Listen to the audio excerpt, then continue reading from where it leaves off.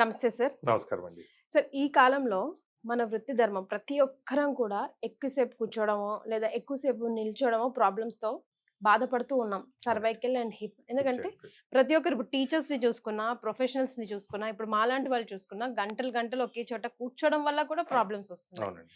So సైజ ayurvedic హాస్పిటల్‌లో ఎలాంటి treatments అవైలబుల్‌లో ఉన్నాయి? అసలు ఈ యాక్చువల్‌గా ప్రాబ్లమ్స్ ఎందుకు ఎందుకు వస్తున్నాయి? వస్తున్నాయి? యాక్చువల్‌గా ఈ ప్రాబ్లమ్ ఎందుకు వస్తుంది అనేది ఫస్ట్ మన వర్టిబ్రా యొక్క స్ట్రక్చర్ తెలుసుకోవాలండి చాలా మంది కూడా. హ్మ్. వర్టిబ్రా అనేది ఒక ఎస్ ఆకారంలో ఉన్నటువంటి పిల్లర్. హ్మ్. అంటే మెయిన్ పిల్లర్. హ్మ్. మన తలని మన బాడీకి నిలబెట్టి మన కాళ్ళుకి, నడుముకి మధ్యలో ఒక అనుసంధానమైనటువంటి జాయింట్. యెస్. ఈ వర్టిబ్రాలో మనకి 4 పార్ట్స్ ఉంటాయి. హ్మ్. 1 సర్వైకల్, 2 థొరాసిక్, హ్మ్. 3 లంబార్, 4 కాక్సిక్. హ్మ్. ఇవి హ్మ్.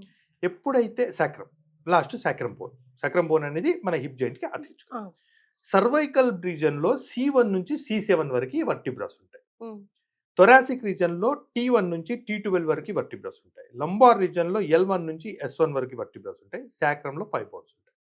ఇవన్నీ కలిపి ఒక ఆహ్, పూసల దండ. అంటే మనం ఒక పూసలు తీసుకొని మనము ఈ కుచ్చిన తర్వాత గుచ్చినట్టు. ఎట్లా మూవ్‌మెంట్ అవుద్ది అలా హ్మ్. ఉంటుందండి. ఓకే.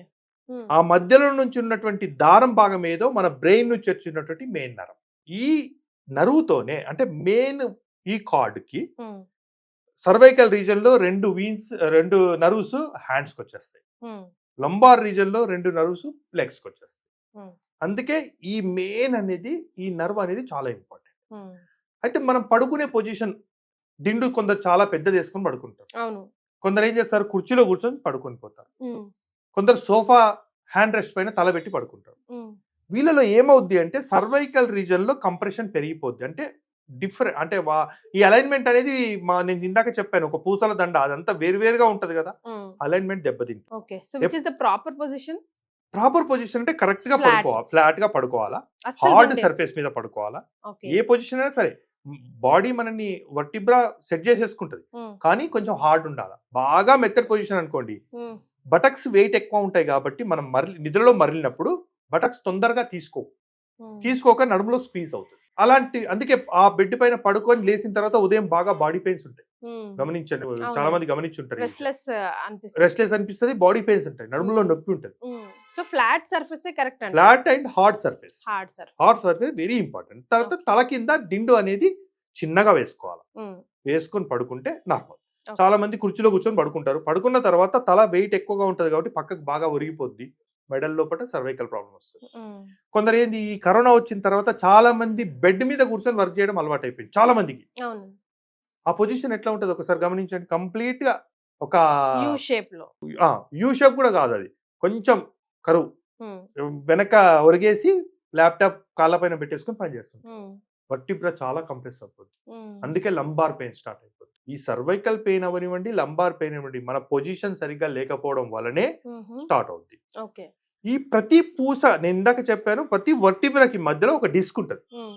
ఆ డిస్క్ ఏం చేస్తదంటే ఈ 2 వర్టిబ్రాలు అనేటి బోన్స్, హ్మ్. డిస్క్ అనేది సాఫ్ట్ జెల్. హ్మ్. ఈ 2 బోన్స్ ఫ్రిక్షన్ రాకుండా ఆ డిస్క్ కాపాడుతది. ఓకే. ఇలాంటివి జరిగినప్పుడు ఆ డిస్క్ అరిగిపోయి 2 ఎముకలు తగులుతాయి. హ్మ్. తగలడం వల్ల మధ్యలో నుంచి నరువు పైన ప్రెషర్ పడుతుంది. హ్మ్. ఎప్పుడైతే సర్వైకల్ పెయిన్ ఉంటుందో మెయిన్ సిమ్టమ్ ఏంటి అంటే గిడ్డినెస్ వస్తుంది. వాళ్ళు పైకి చూడగానే మొత్తం తిరిగిపోయినట్టుగా గిడ్డినెస్ వస్తుంది. ఓకే. 2 చేతుల్లో తిమ్మిర్లు వచ్చేస్తాయి. ఓకే. అంటే బాగా కరెంట్ షాక్ వచ్చినట్టు జర్క్స్ వస్తా ఉంటాయి. హుహుహు. ఏళ్ళ యొక్క ఎడ్జెస్ ప్రిక్కింగ్ పెయిన్ సూత్తో కూర్చున్నట్టుగా అనిపిస్తా ఉంటుంది. ఓకే. చేతంతా చీమలు కరిచినట్టుగా పెయిన్ వస్తా ఉంటుంది. హ్మ్. ఈ సిమ్టమ్స్ కనిపిస్తే సర్వైకల్ స్పాండిలైటిస్ అయ్యి ఉండవచ్చు. ఓకే. లంబార్ రీజియన్ లో ఏంది అంటే ముందుకు వంగలేరు. హ్మ్. కాళ్ళల్లో తిమ్మిర్లు వస్తా ఉంటాయి. కొందరికి హ్మ్. పిక్కలన్నీ పట్టేసినట్టుగా అనిపిస్తాయి. హ్మ్. నడుస్తా ఉంటే ఇంకా కూర్చోవాలి నడవలేను అనిపించేస్తాం. హ్మ్. పడుకొని లేచిన తర్వాత పెయిన్ ఉంటుంది. ముందుకి వంగి పని చేయలేరు. ఏ హ్మ్. పని చేసినా మళ్ళీ వెనక్కి అనాలంటే చాలా కష్టం అవుతుంది. ఇది లంబార్ పెయిన్. అంటే L1 వర్టిబ్రా నుంచి S1 వర్టిబ్రా వరకు ఏదైనా డిస్క్‌లో డ్యామేజ్ జరిగితే ఈ సిమ్టమ్స్ కనిపిస్తాయి. ఓకే. ఇందాక చెప్పినట్టు C1 నుంచి C7 వరకు డిస్కుల్లో ఏదైనా ప్రాబ్లమ్ కనిపిస్తే సర్వైకల్ సిమ్టమ్స్ కనిపిస్తాయి. హ్మ్. ఈ సర్వైకల్ స్పాండిలైటిస్ అవ్వనివ్వండి, లంబార్ స్పాండిలైటిస్ అవ్వనివ్వండి, ఇంకొకటి ఉంది సయాటికా. హుహు. అయితే నేను ఇందాక చెప్పాను వర్టిబ్రా నుంచి మీ బ్రెయిన్ నుంచి వచ్చినటువంటి మెయిన్ నర్వ్ 2 భాగాలుగా చీలిపోతది. అందులో ఒకటి సయాటికా నర్వ్ కూడా ఉంటుంది. ఓకే. ఈ సయాటికా నర్వ్ సెపరేట్‌గా హ్మ్.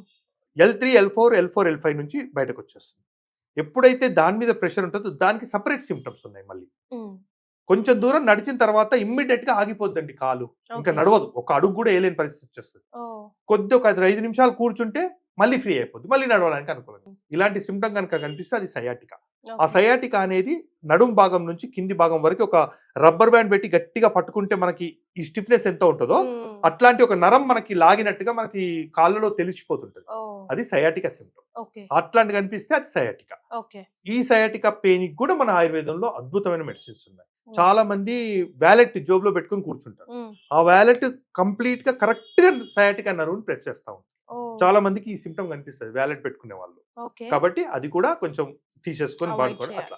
ఇట్లాంటివి కనుక కనిపిస్తే మన సహజ ఆయుర్వేదిక్ హాస్పిటల్లో 2 టైప్స్ ఆఫ్ ట్రీట్మెంట్స్ ఉన్నాయండి. ఒకటి మనం పొటెన్సిఫై మెడిసిన్స్ ప్రిపేర్ చేస్తాం, మెడిసిన్స్ ద్వారా ట్రీట్మెంట్ చేస్తాం. అంటే అక్యూట్ స్టేజ్ లో కనుక ఉంటే మెడిసిన్స్ తో ట్రీట్ చేస్తాను. క్రానిక్ స్టేజ్ లో కనుక ఉంటే రెండవ ట్రీట్మెంట్ పంచకర్మ ఉంటుంది మా దగ్గర.